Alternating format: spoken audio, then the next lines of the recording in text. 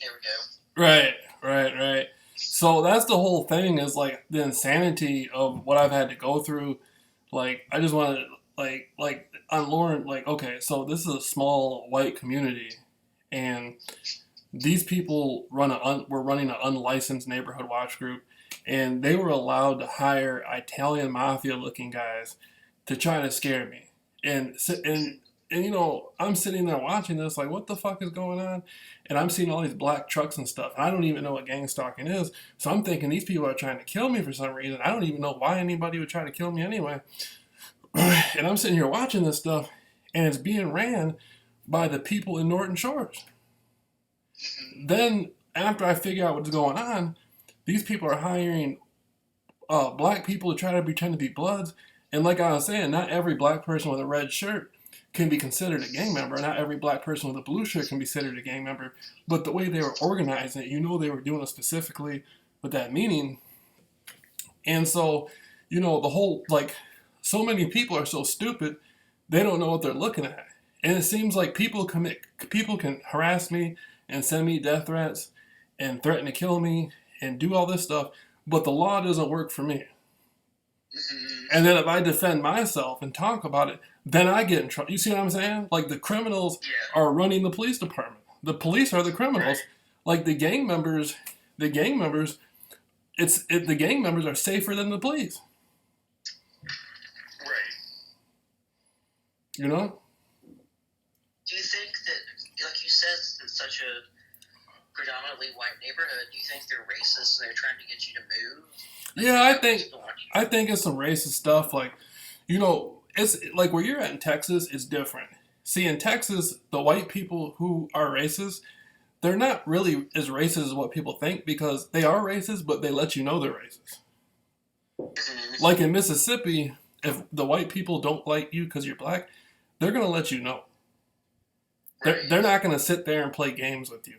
In Michigan, it's different. In Michigan, you got to like white people who really are racist, but they sit there and don't want you to know that they're racist. And they play games and say, "Oh, I got black friends." They don't really got black. They got black people they know. You know what I mean? Right. But they pretend like there's more racism in Michigan than there is probably in Mississippi, because in Mississippi, black people and white people go to the same clubs.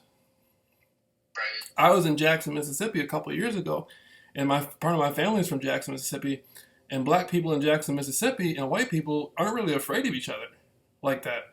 It's more up north. You never see white people in these black clubs usually, and you never see black people going to these all white clubs.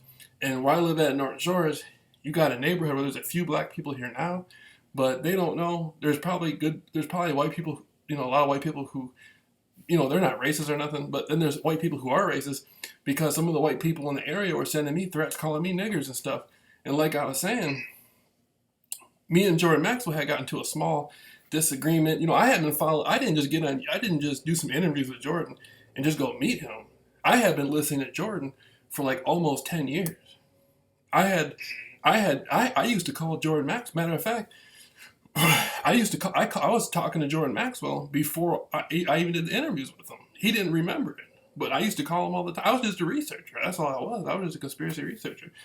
And so I went to go meet him. We had like some small disagreement or something like that, and, but at the time that we had a disagreement, it wasn't really that serious. But I had done some stuff on YouTube talking about it. Then he went on the Aaron Wilson thing and talked about me a little bit. It wasn't that serious. And then other people started sending me death threats and stuff. And so that's when I got on YouTube and I was talking about, fuck Jordan Maxwell. That's why I was doing that, because I thought he was the one sending me all the emails and stuff. But in reality, it could have been somebody who knew him doing it, but they weren't involved with the gang stalking. That's a possibility. But I think that the people in the area started making it seem like they even hired people who looked like Jordan Maxwell, like looked like him more, like almost looked identical. Like when I went on that 37-mile walk, I'm not lying to you. I'm not making this up. I swear the truth.